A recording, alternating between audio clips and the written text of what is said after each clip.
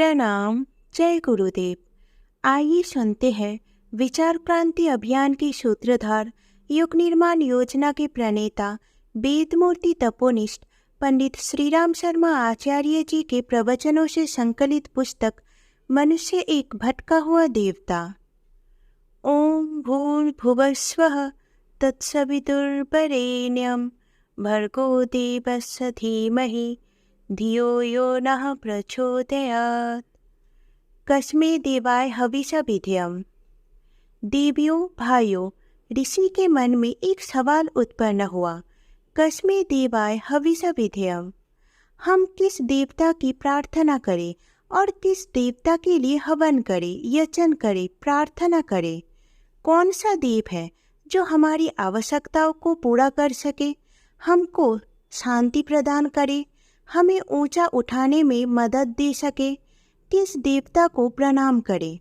मित्रों, बहुत से देवताओं का पूजन करते करते हम बाज आ गए। हमने शंकर जी की पूजा की, हनुमान जी की पूजा की, गणेश जी की पूजा की और ना जाने क्या क्या चाहा, लेकिन कोई कामना पूरी ना हो सकी। हम एक को छोड़कर के दूसरे पर गए, दूसरे को छोड़कर के तीसरे पर गए। क्या कोई ऐसा देव होना संभव भी है जो हमारी मनोकामना को पूर्ण करने में समर्थ हो सके, जो हमको प्रत्यक्ष फल निश्चित रूप से देने में समर्थ हो सके? निश्चित फल, प्रत्यक्ष फल, तत्काल फल। क्या कोई ऐसा भी देवता है जिसके बारे में ये कहा जा सके कि इनकी पूजा निरर्थक नहीं जा सकती? कस्मे देवाय हविषा विधेयम्। ऐसा देव कौन है? मित्रों, एक देव मेरी समझ में आ गया। ये देवता ऐसा है कि अगर आप इसकी पूजा कर सकते हो, इसका यचन कर सकते हो, हवन कर सकते हो, तो ये देवता आपके जीवन में समुचित परिणाम देने में समर्थ है। कौन सा है वह देव? उस देवता का नाम है आत्मदेव। अपने आप की पूजा अगर हम कर पाए, अपने आप को हम अगर संभाल पाए, सुधार पाए, अपने आप को अगर हम सभ्य और सुसंस्कृत बना पाए, तो मित्रों, हमारी प्रत्येक आवश्यकता, प्रत्येक कामना को पूरी करने में समर्थ है। हमारी भौतिक और आध्यात्मिक उन्नति के द्वार खोलने में समर्थ है हमारा ये आत्मदेव। आत्मदेव की पूजा, आत्मदेव का भजन, आत्मदेव का यजन, आत्मदेव का हवन, इसी का नाम है साधना। साधना किसकी? गणेश जी की? नहीं बेटे, गणेश जी तो तरीका मालूम है कि उनको क्या करना और कैसे रहना है। उनके पास तो सब इंतजाम है। दो दो बीबियाँ है, रिद्धि सिद्धि, एक खाना पका देती है, एक कपड़े साफ कर देती है। आपको कोई ज़रूरत नहीं कि गणेश जी की साधना करने की। आत्मदेव रूपी कल्प वृक्ष की साधना। मित्रों, साधना अपने आप की कीजिए। हमारा जीवन कल्प वृक्ष है। अगर इस कल्प वृक्ष की साधना हम कर पाए तो ये हमारी सारी की सारी मनोकामना पूर्ण करने में समर्थ है। मैंने सुना है कि एक कल्प वृक्ष होता है। कहाँ होता है? स्वर्ग लोक में होता है। इसकी क्या विशेषता होती है? इसकी विशेषता मैंने ये सुनी है कि जो कोई उस पेड़ के नीचे जा बैठता है, उसकी इच्छाएं पूरी हो जाती है। जो कुछ चाहता है तुरंत सब मिल जाता है। क्या ऐसा कोई कल्प वृक्ष होना संभव है? हाँ, एक कल्प वृक्ष है और वह है हमारा जीवन। हम अपने जीवन की महिमा को, गरिमा को समझ पाए, जीवन के महत्व और मूल्य को समझ पाए, उसका ठीक तरीके से उपयोग करने में समर्थ हो पाए, तो हमारे जीवन में मज़ा आ जाए, तो फिर क्या हो सकता है? फिर हम मनुष्य से आगे बढ़कर देव बन सकते हैं। देव? हाँ बेटी, देव। देवता तो वहाँ स्वर्ग में रहते हैं। नहीं बेटे, देवता स्वर्ग में नहीं रहते। मित्रों, देवता एक प्रकृति का नाम है और राक्षस भी एक प्रकृति का नाम है। आकृति नहीं, प्रकृति। राक्षसों की शक्ल कैसी होती है? काली होती है। क्यों साहब, दक्षिण भारत के लोग तो काले होते हैं, फिर ये सब राक्षस है? नहीं बेटे, ये राक्षस नहीं हो सकते। राक्षस कैसे होते हैं? जिनके दांत बड़े बड़े होते हैं। हमारे पिताजी के दांत बड़े बड़े हैं, तो क्या वे राक्षस हैं? नहीं बेटे, वे राक्षस नहीं हो सकते। तो फिर बड़े बड़े दांतों वाले को और काले चेहरे वाले को आपने कैसे राक्षस बता दिया? राक्षस सींग वाले होते हैं। सींग तो साहब गाय के होते हैं, तो गाय हो गई राक्षस। अरे महाराज जी, आप क्या उल्टी पुल्टी बात कह रहे हैं? हाँ बेटे, मैं उल्टी बात कहकर ये समझा रहा हूँ कि ये तो आलंकारिक वर्णन किया गया है। ये प्रकृति का वर्णन है, आकृति का नहीं। जिनके चेहरे दुष्कर्मों और दुर्बुद्धि की वजन से कलंक लगे, काले कलूटे हो गए हैं, वे आदमी राक्षस है। आकृति नहीं, प्रकृति देखिए। जिनके दांत बड़े हैं, अर्थात जो पेटू है, जो किसी भी कीमत पर सबका खाना चाहते हैं, जमा करना चाहते हैं, उनके बड़े बड़े दांत सियार जैसे, सिंह जैसे, कोय जैसे और कुत्ते जैसे हैं, जो हर किसी का खून पी जाए। इन आदमियों का नाम राक्षस है। राक्षसों के सींग बड़े होते हैं, मनुष्यों के तो मैंने सींग नहीं देखे हैं। नहीं साहब, मनुष्यों के भी होते हैं। हाँ बेटे, होते तो है।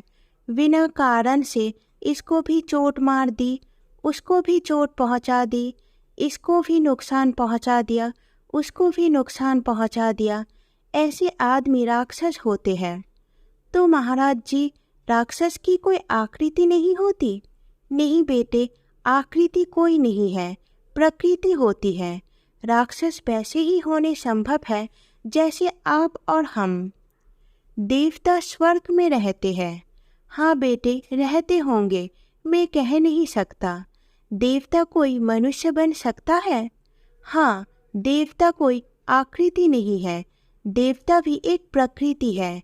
हम और आप जैसे मनुष्यों के बीच में बहुत से देवता भी हो सकते हैं। देवता कैसे होते हैं? देवता बेटे गोरे रंग के होते हैं।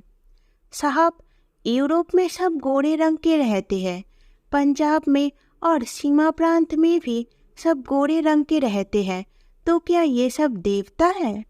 नहीं बेटे, गोरे शकल से मेरा मतलब नहीं है। मेरा मतलब ये है कि जिनके विचार, जिनका व्यवहार, जिनके आचरण, जिनका दृष्टिकोण स्वच्छ है, गोरा है, शुद्ध है, निर्मल है, उज्जवल है, उनका नाम देव है। क्यों साहब, देवता कभी तो बुढ़े होते होंगे? नहीं बेटे, देवता कभी बुढ़े नहीं होते, हमेशा जवान रहते हैं। तो साहब, जब प्रत्येक व्यक्ति की मृत्यु होती है तो देवताओं की भी मृत्यु होती होगी। हाँ बेटे, मृत्यु तो ज़रूर होती होगी, लेकिन बुढ़े नहीं होते। बुढ़ा किसे कहते हैं? बुढ़ा उसे कहते हैं जो आदमी थक गया हो, हार गया, निराश हो गया, टूट गया, जिसने परिस्थितियों के सामने सिर झुका दिया, जिसने ये कह दिया कि परिस्थिति बड़ी है और उससे लड़ने से इनकार कर दिया, वह आदमी बुढ़ा। जिस आदमी की जवानी टिटहरी के तरीके से बनी रहती है, कैसे समुद्र बड़ा था, वह टिटहरी के अंडे बहा ले गया। टिटहरी ने कहा, समुद्र आप बड़े हैं तो ठीक है, लेकिन हम तो आपसे लड़ेंगे और लड़ते लड़ते मर भी जाएंगे तो कोई हर्ज की बात नहीं है। मर ही तो जाएंगे पर आपसे लड़ेंगे। जिनमें ये हिम्मत है, जुर्रत है, वे आदमी कौन है? वे आदमी देवता है। मित्रों, देवता कभी बुढ़े नहीं होते, हमेशा जवान रहते हैं। क्यों साहब, 80 वर्ष के हो जाए तो भी जवान? गांधी जी 80 वर्ष के हो गए थे और ये कहते थे कि मैं तो 120 वर्ष जीऊँगा। 40 वर्ष वे और जीना चाहते थे। विरोधियों ने उन्हें मार डाला, वे जी भी सकते थे। पंडित नेहरू लगभग 75 वर्ष के करीब जा पहुँचे थे, लेकिन सीढ़ियों पर चढ़ते हमने उनको बुढ़ापे में भी देखा। वे इस तरीके से चढ़ते थे जिस तरीके से कोई बच्चा चढ़ता है। जिनके भीतर उमंग है, आशा है, उत्साह है, जीवन और जीवट है, वे आदमी देवता है। देवता उन्हें कहते हैं जो दिया करते हैं, जिनकी वृत्ति हमेशा ये रहती है कि हम देंगे। क्या चीज़ देंगे? देने को तो हमारे पास कुछ है ही नहीं। अच्छा, तो आपका मतलब है कि आपके पास पैसा नहीं है, आपको पैसा चाहिए। पैसे को ही आप सबसे बड़ी चीज़ मानते हैं। पैसा चौथी नंबर की शक्ति है, और इस जमाने में मैं तो आपसे कहता हूँ कि विनाशकारी शक्ति है। पैसा भी कोई शक्ति होती है? पैसा कोई शक्ति नहीं होती। आदमी की शक्तियों में मूलभूत शक्ति वह है जो आपके पास पूरी मात्रा में विद्यमान है, और वे है श्रम। पैसा उसी से आता है। उसे आप देना चाहे तो दानी बन सकते हैं। श्रम का दान हजारी किसान। मित्रों, श्रम हमारे पास है। मैंने कितनी बार हजारी किसान का किस्सा कहा है, जो बेचारे पढ़ा लिखा भी नहीं था, मालदार भी नहीं था, केवल अपने मशक्कत को लेकर खड़ा हो गया और बिहार के गांव-गांव में जाकर आम के बगीचे लगाता फिरा। 1000 गांवों में आम के 1000 बगीचे अपनी जिंदगी में लगा दिए। हजारी किसान की वजह से जिले का नाम हजारीबाग पड़ा। चूँकि हजारी किसान ने 1000 बाग लगाए थे, इसीलिए भी हजारीबाग एक जिला है। क्यों साहब, आदमी के पास केवल परिश्रम हो तो? हाँ बेटे, तो भी काफ़ी है। अन्य लोगों के पास, महापुरुषों के पास केवल परिश्रम था, और क्या बताना, कुछ भी नहीं था। शरीर था उनके पास। पैसा था? पैसा भी नहीं था। मकान था? नहीं साहब, मकान भी नहीं था। कोई चीज़ नहीं थी उनके पास, केवल श्रम था। श्रम के आधार पर भी हम समाज को बहुत कुछ देने में समर्थ हो सकते हैं। मित्रों, हमारे पास देने के लिए बहुत सारी चीज़ें हैं। अकल हमारे पास इतनी ज़बरदस्त है कि हम चाहे तो अकल के माध्यम से, व्यास के तरीके से, वशिष्ठ के तरीके से, कबीर के तरीके से, दादू के तरीके से, कितने अन्य लोगों के तरीके से इस दुनिया को ऐसी चीज़ें देकर जा सकते हैं जिससे कि दुनिया हमारी अकल का लोहा मानती रहे। अकल हमारे पास है, श्रम हमारे पास है, समय हमारे पास है, बुद्धि हमारे पास है, भावना हमारे पास है, प्रतिभा हमारे पास है। हमारे पास इतने जखीरे भरे हुए पड़े हैं। इतने बड़े जखीरे को लेकर हम दुनिया में ना जाने क्या से क्या कर सकते हैं। देने की वृत्ति अगर आपके पास हो और आपके पास धन नहीं है तो कोई हर्ज की बात नहीं है। फिर भी आप कुछ ना कुछ देने में पूरी तरह से समर्थ हो सकते हैं।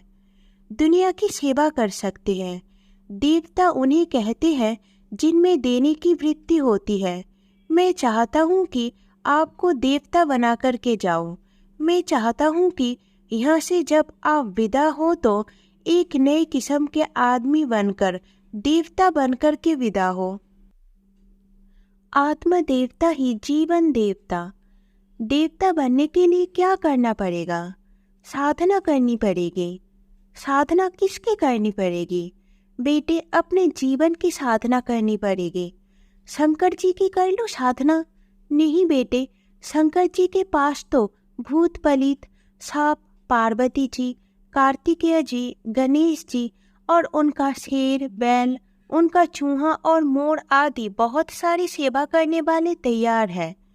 तू सेवा साधना नहीं करेगा शंकर जी की तो कोई हर्ज नहीं है। तो किसकी सेवा करो? कस्मे देवाय हविषा विधियम। बेटे, अपनी सेवा कर। और किसकी सेवा करेगा? देवता की सेवा करूँगा। नहीं, देवता की तेरी सेवा की कोई ज़रूरत नहीं है। उनके पास सब इंतज़ाम है। देवता अपना गुजारा कर लेते हैं। तो गुरुजी, आपके पैर दबा दूं? बेटे, हमको तो मरने की फुर्सत भी नहीं। गुरुजी, पंखा चलेंगे, तब तो हमारा दिमाग और भी खराब करेगा, भाग। नहीं महाराज जी, आपकी सेवा करेंगे। क्या सेवा करेगा? आपके सिर में तेल लगाऊंगा। बेटे, जितने समय में सिर में तेल लगाएगा उतने समय में तो हम 20 काम करेंगे, क्यों हमारा समय खराब करेगा? नहीं महाराज जी, विष्णु भगवान की सेवा करूंगा। बेटा, कोई ज़रूरत नहीं है, विष्णु भगवान को अपना काम करने दे और तू अपना काम कर।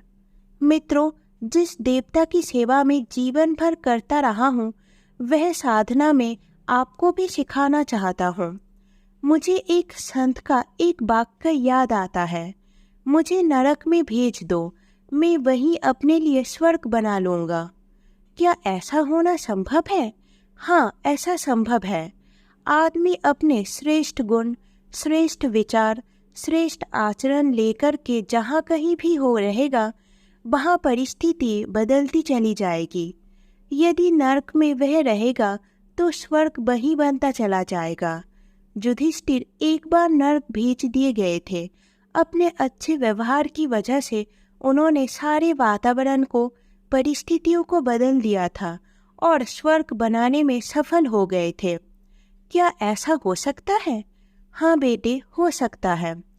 जहाँ कहीं भी ऐसी श्रेष्ठ मनस्थिति रहेगी, वहाँ की सारी परिस्थितियाँ वातावरण को बदल सकती है और अपने लिए स्वर्ग बना सकती है। मैं चाहता हूँ कि आप स्वर्ग में रहे और नरक में से निकल जाए। आप नर पशु के कलेबर में से निकल जाए, नर कीट के कलेबर में से निकल जाए और ऐसे कलेबर में रहे जिसको देवता कहते हैं। आप देवता के तरीके से जिए। देवों की विशेषताएं। मित्रों, देवता की कुछ विशेषताएं होती है और वे विशेषताएं मैं चाहता हूँ कि आपके भीतर पैदा हो जाए। देवता की 5 विशेषताएं मैंने पढ़ी है। उन 5 विशेषताओं की अगर आप जीवन में साधना शुरू करें तो आप देवता के स्तर पर प्रवेश कर सकते हैं और 5 वस्तुएं पा सकते हैं। देवता के गुणों में देवता के पास जो सिद्धि होती है उनमें एक होती है आप्तकाम। आप्तकाम किसे कहते हैं? आप्तकाम उसे कहते हैं बेटे जिसकी सब मनोकामनाएं पूरी हो जाए। क्यों साहब, फिर हमारी भी मनोकामना पूरी हो जाएगी? बेशक आपकी मनोकामना पूरी हो जाएगी अगर आप देवता बनने के लिए खड़े हो जाए तब। कैसे हो जाएगी? आप्तकाम क्या होता है? कामना का स्तर बदल देता है। स्तर बदल देने की वजह से सारी की सारी समस्याओं का समाधान होना संभव है। दुनिया में से कांटे नहीं बीने जा सकते, पर हम जूते पहन सकते हैं। जूते पहनकर हम कांटों की कठिनाई से छुट्टी पा सकते हैं। साहब, हमारी बड़ी बड़ी कामनाएं हैं। क्या कामना है आपकी? हमारी कामना है कि ये सारी दुनिया हरे रंग की हो जाए और रेल, सड़क, खेत, आदमी सब रंगीन हो जाए। अच्छा तो बेटा, ला हमको ठेका दे दे। हम सारी दुनिया को हरे रंग की बना देंगे। सारी दुनिया को हरा बनाने के लिए कितना रुपया चाहिए? फिलहाल बेटे, तू मुझको 100 करोड़ रुपया दे दे, जिसमें हम पेंट मंगा ले और सारी सड़कों और दीवारों की रंगाई करना शुरू कर दे। महाराज जी, 100 करोड़ तो मेरे पास नहीं है, फिर भी मैं आपको दे ही दूंगा पेंट के लिए। फिर तो आप नहीं मांगेंगे? बेटे, फिर मैं 100 करोड़ लेबर के लिए मांगूंगा। तो महाराज जी, आप इसमें कितना समय लगाएंगे? बेटे, 100 करोड़ वर्ष में कर दूंगा। महाराज जी, फिर ये कैसे पूरा होगा? बेटे, तू सूरज को रंगवाना चाहता है, चंद्रमा को रंगवाना चाहता है, ज़मीन को रंगवाना चाहता है, आसमान को रंगवाना चाहता है, पेड़ों को रंगवाना चाहता है, समुद्र को रंगवाना चाहता है। फिर कैसे ये कम समय में रंगा जाएगा? समय तो लगेगा ना? हाँ महाराज जी, टाइम तो लगेगा। अच्छा तो 100 करोड़ पेंट के लिए और 100 करोड़ लेबर के लिए जमा कर। तो महाराज जी हो जाएगा? बेटे मैं ये कह नहीं सकता, कोशिश करूँगा तेरे लिए। महाराज जी तो फिर हमारी मनोकामना पूरी नहीं हो सकती क्या? बेटे तेरी मनोकामना कभी पूरी नहीं हो सकती। महाराज जी कोई ऐसा शॉर्ट तरीका बता दीजिए जिससे कि हमारी मनोकामना पूरी हो जाए। हाँ बेटे मैं एक तरीका बता सकता हूँ कि जिससे तेरी दुनिया सेकंडों में हरी रंग हो सकती है। बताइए महाराज जी। देख ये ले, 2.25 रुपये का चश्मा और आँखों पर लगा ले। इससे सूरज भी हरा, चंद्रमा भी हरा, बादल भी हरा, ज़मीन भी हरा, आसमान भी हरा दिखेगा। इसमें ना तेरे 100 करोड़ रुपये ही लगेंगे और ना 100 करोड़ वर्ष ही लगेंगे। आप काम हो। मित्रों, आप काम होने के लिए कामना का स्तर बदलना पड़ता है। आप जिन कामनाओं को पूरा करना चाहते हैं वो पूरी नहीं हो सकती। रावण की कामनाएं पूरी नहीं हो सकी, कंस की पूरी नहीं हो सकी, हिरण्यकश्यप की पूरी नहीं हो सकी, नेपोलियन की पूरी नहीं हो सकी, सिकंदर की पूरी नहीं हो सकी। फिर आपकी कैसे पूरी हो जाएगी? हाँ, एक शर्त पर आपकी कामनाएं पूरी हो सकती हैं। कैसे? आप कामनाओं का स्तर बदल दीजिए। स्तर कैसे बदला जाएगा मैं आपको ये थोड़ी देर में बतलाऊंगा। साथियों, देवता होने के लिए ये ज़रूरी है कि आपकी इच्छाएं, आपकी कामनाएं जिस पॉइंट पर लगी हुई है उस पॉइंट को आप बदल दीजिए। रेडियो किस नंबर पर लगा हुआ है? कहाँ से बोल रहा है? साहब सिलोन से बोल रहा है।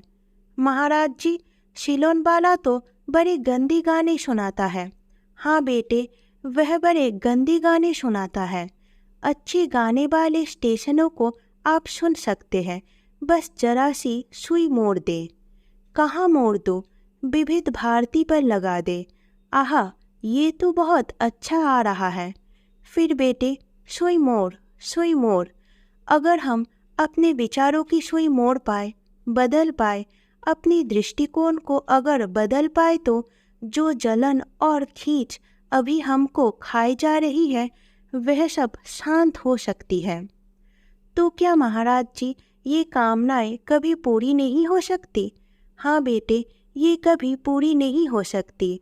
जितनी तेरी कामनाएं पूरी होती चली जाएगी उतनी ही उसी हिसाब से तेरी खींच कम नहीं वरन बढ़ती चली जाएगी। संपत्ति बढ़ेगी तो तेरी खींच बढ़ेगी, संतान बढ़ेगी तो तेरी खींच बढ़ेगी, पद बढ़ेगा तो तेरी खींच बढ़ेगी। हर चीज़ खींच बढ़ाने वाली होती है। इच्छा या कामना दूर से इतनी खूबसूरत मालूम पड़ती है, लेकिन जब वह हमारे नज़दीक आती है तो वह इतनी बेचैनी लेकर के आती है कि क्या कहने का है। जब तक ब्याह नहीं हुआ था तब तक। हाँ बेटा तेरा ब्याह हो जाएगा, ब्याह हो जाएगा तो बहुत सुख पाएगा। अच्छा चल तेरा ब्याह कराता हूँ। ये आ गई तेरी बीबी। लाइए नायलॉन की साड़ी, लाइए जेबर, लाइए अंगूठी। अरे साहब 200 रुपये महीने मिलते थे और मौज करते थे, लेकिन ये कहाँ से आ गई? 200 रुपया तो कपड़े लत्ते के लिए भी नहीं होगा। नहीं साहब आप जाइए, चोरी कीजिए, कुछ भी कीजिए, पर पैसा कमा कर लाइए। फिर क्या हो गया? बीबी आ गई, फिर बच्चे पर बच्चे आ गए। अरे महाराज जी ये क्या हुआ? ये तो बच्चों की परेशानी आ गई। बेटे तू तो यही कह रहा था ना कि ब्याह होने से सुख मिलता है। ले ले, सुख कहाँ से मिलेगा? सुख बाहर नहीं अंदर है। मित्रों ये जो इच्छाएं हैं ये केवल हमको खुशी भर दिखाती हैं, दे नहीं सकती। अगर आप सुख पाना चाहते हैं, शांति पाना चाहते हैं, संतोष पाना चाहते हैं तो आपको नया दृष्टिकोण ग्रहण करना पड़ेगा। अपने चिंतन का तरीका, सोचने का तरीका, मान्यताएं, आस्थाएं, निष्ठाएं, इन सब में हेर फेर करना पड़ेगा। अगर आप ये पकड़ पाए तो आप पाएंगे कि आप कितने चैन से रह रहे हैं, कितने शांति से रह रहे हैं, कितने उन्नतिशील, कितने अपने आप को संपन्न अनुभव कर रहे हैं। पहले दृष्टिकोण तो बदलिए। मित्रों, देवता बनने के लिए दृष्टिकोण का बदलना आवश्यक है। देवता की बहुत सारी विशेषताएं हैं। देवता के पास धन बहुत होता है। कितना धन होता है बेटे? बहुत ही धन होता है। तो महाराज जी, मुझे भी देवता बना दीजिए। मैं तुझे बना सकता हूँ, लेकिन पैसा देकर के नहीं। पैसा देकर के तुझे बना भी दूंगा तो तू सिकंदर के तरीके से अपने सारे धन को आंखों के सामने देखकर रोता हुआ जाएगा, जैसे कि सिकंदर रोया था। उसने कहा कि ये धन मेरे हाथ नहीं जा सकता। जिसके लिए उसने अपनी सारी जिंदगी खर्च कर डाली, ये सारा धन साले के लिए रह गया, बहनोई के लिए रह गया, जमाई के लिए रह गया, बेटे के लिए रह गया। हमारे लिए किस काम आया? हमने क्यों कमाया? सिकंदर ने अपने दोनों हाथ ताबूत से बाहर निकलवा दिए। वह इसीलिए निकलवा दिए कि देखने वाले ये देखें कि सिकंदर जो आया था खाली हाथ आया था और खाली हाथ चला गया। जो कमाया था वह जहाँ का तहाँ धरा रह गया। अपनापन जुड़े तो खुशी। साथियों, फिर देवता धनी कैसे हो सकता है? बेटे, देवता धनी ऐसे होता है जिसके धन की मैं तुझे फिलोसॉफी समझाना चाहता हूँ। धन क्या होता है? धन मित्रों उसे कहते हैं जिसको हम अपना समझ ले कि वह हमारा धन है और वह खुशी देता है। कैसे? मतलब ये घड़ी हमारी है। कौन ले गया घड़ी? कैसे बिगाड़ दी आपने घड़ी?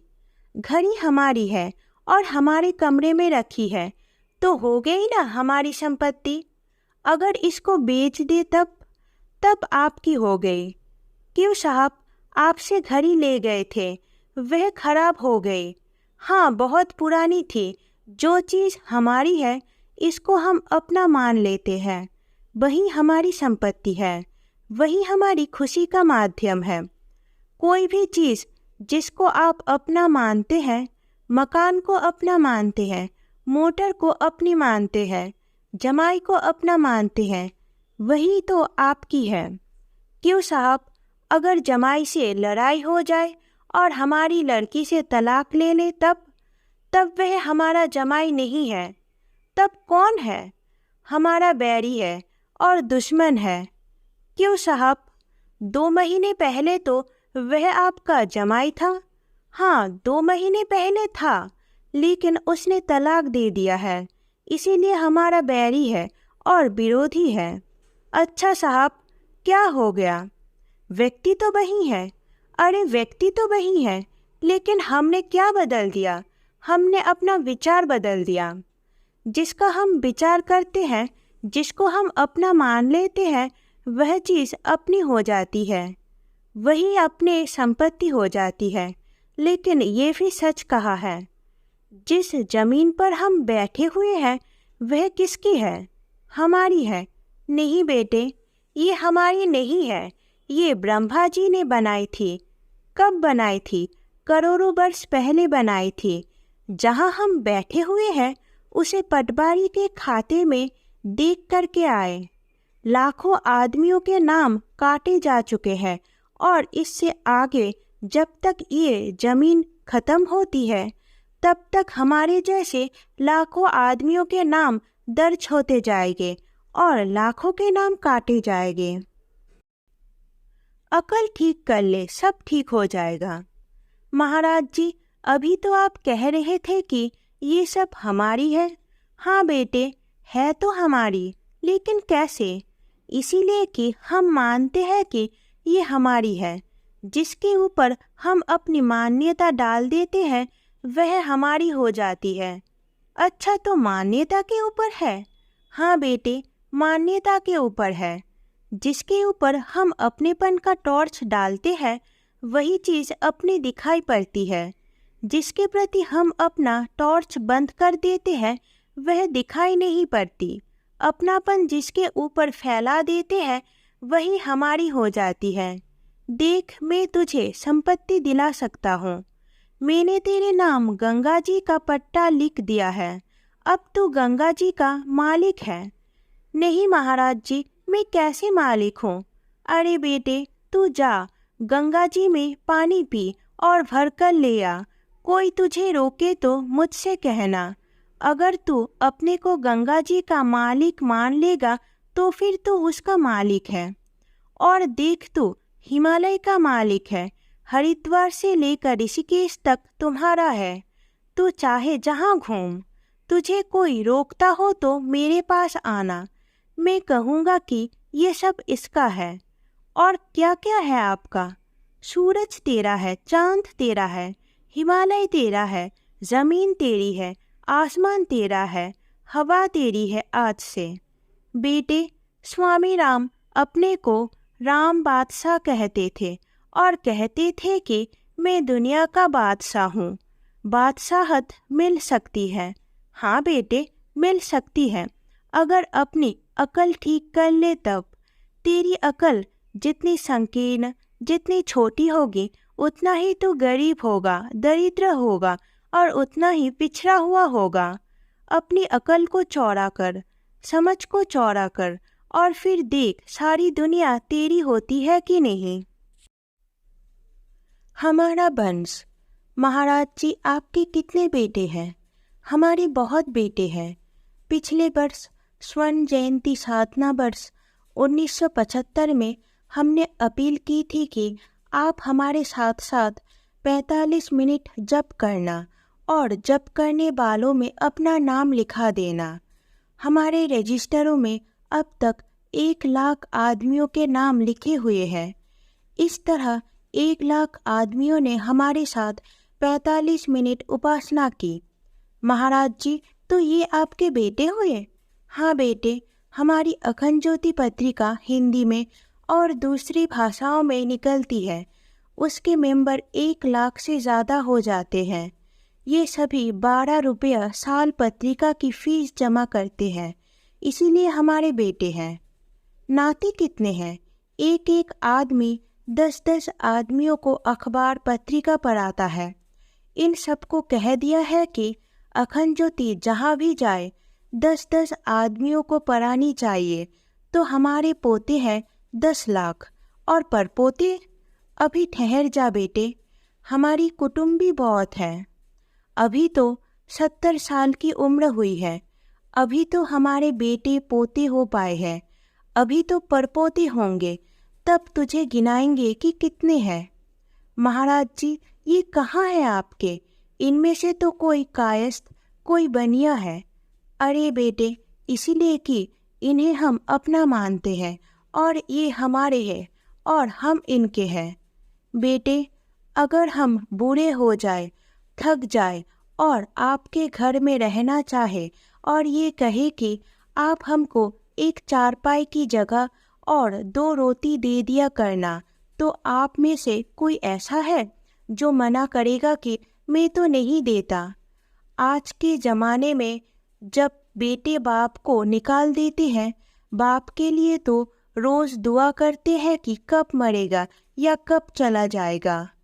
4 भाई होते हैं तो बाप से कहते हैं, अरे साहब, आप यहीं बैठे रहते हैं, बड़े भाई के पास भी जाया कीजिए, वहाँ भी तो रहा कीजिए।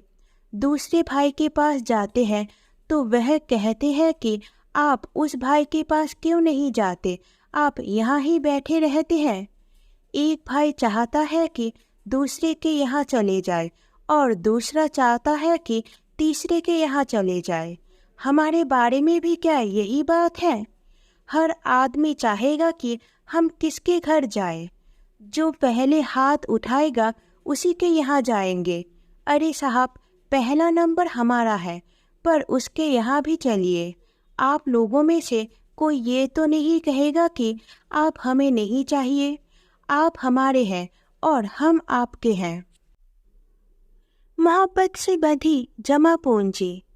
मित्रों, हमने आपको मोहब्बत की जंजीरों से बांध लिया है, इसीलिए आप हमारे बेटे और हम आपके पिता हैं। मोहब्बत की जंजीरों से आप दुनिया को बांध ले, जीव जंतुओं को, प्राणियों को बांध ले, तो सारी दुनिया आपकी है, उसके आप मालिक हैं, देवता है। देवता के पास असीम संपत्ति होती है। बाल बच्चे हमने कमाए, पैसा हमने कमाया। कहाँ है साहब पैसा? हमारी बैंक में जमा है। कौन से बैंक में रखा हुआ है? ये सब लोग जो बैठे हैं, इनका नाम बैंक है। हमको अगर आवश्यकता पड़े और कहे कि 10-10 रुपये का मनी ऑर्डर भेजो। ये कौन सा महीना है? जनवरी। अगले महीने फरवरी में 10-10 रुपये के हिसाब से 1 लाख आदमियों के 10 लाख रुपये जमा हो जाएंगे। आपका जमा क्या है? हाँ, जमा है। तो हमारा जमा कर लेते। नहीं बेटे, कोई चोर छीन ले जाएगा, इसीलिए हम पैसे अपने पास नहीं रखते। क्यों साहब, बैंक में जमा नहीं किया? बैंक में हमारा विश्वास नहीं है। बैंक से ज़्यादा ईमानदार आदमी हमको अपने बच्चे मालूम पड़ते हैं, बेटे पोते मालूम पड़ते हैं। इसीलिए हमने अपना धन लाखों करोड़ों की तादाद में जमा करके रखा है और जब भी आवश्यकता पड़ती है खट से खर्च करा लेते हैं, मंगा लेते हैं। बेटे, हमने बहुत धन कमाया है। हमारी बहुत सारी संतानें हैं और हम देवता हैं। और माताजी की बेटियां?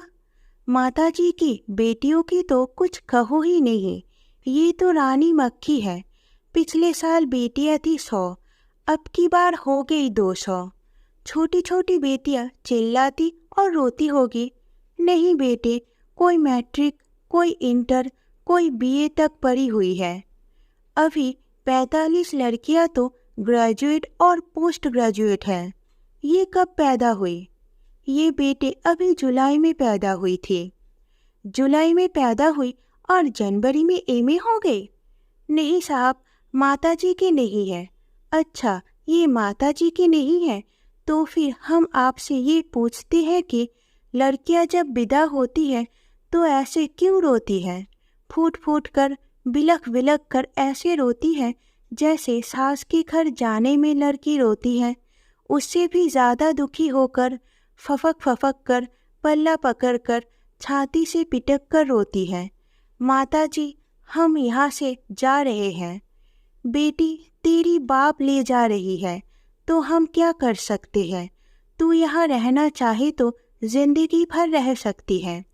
मोहब्बत बाप बेटी की माँ बेटी से कम नहीं, ज़्यादा है।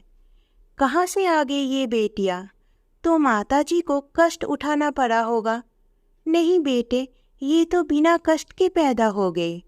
मोहब्बत की जंजीरें अगर हमारे पास हो तो सारी दुनिया हमारी हो सकती है और हम सबके हो सकते हैं। देवत्व का अर्थ। मित्रों, यही है देवत्व। देवत्व का अर्थ है हमारे भीतर अगर मोहब्बत हो तो व्यक्ति 1, ढंग 2, संपदा 3, शांति 4 और हम अजात शत्रु। देवता अजात शत्रु होते हैं। देवता का वैरी होता है? नहीं बेटे, देवता का कोई वैरी नहीं होता। क्यों साहब? उससे तो आपकी लड़ाई है और वह तो आपसे बैर करता है। हाँ बेटे, उसे कहने दे, हम बैर नहीं करते। वह तो आपको गाली देता है। हाँ बेटे, उसे देने दे, उससे क्या बनता है? हम तो नहीं देते, हम तो नहीं करते बैर। इसीलिए जलन दाग हमारे भीतर तो नहीं है। ईर्ष्या क्रोध हमारे भीतर तो नहीं है। नहीं साहब, वह विरोध करता है। तो बेटा, उसे करने दे, हमें क्या नुकसान है? उसी का नुकसान होगा। देवता अजात शत्रु होते हैं। शत्रु कोई नुकसान नहीं पहुंचा सकते। नहीं साहब, शत्रु तो नुकसान कर सकते हैं और मार काट सकते हैं। बेटे, मार काट तो बुखार भी कर सकता है। नहीं साहब, वह तो आपको मार डालेगा। अरे बेटे, वह तो बड़ा आदमी है, मार भी सकता है। लेकिन मैं तो ये कहता हूँ कि एक मच्छर, एक बिच्छू आदमी को मार सकता है, एक सुई भी आदमी को मार सकती है। मारना भी कोई आफत है? एक दियासलाई आदमी को मार सकती है। 8 आने का मिट्टी का तेल सिर पर डाल ले और एक छदाम की दियासलाई लगा ले, मार डालेगी 1.25 आने में। मनुष्य को मार डालना भी कोई बड़ी बात है? देवता अजात शत्रु होते हैं। मैं चाहता हूँ कि आपको देवता बना दूँ तो मेरा शिविर पूरा हो जाए और हमारा आपको यहाँ बुलाना सार्थक हो जाए। ओम शांति। जय गुरुदेव।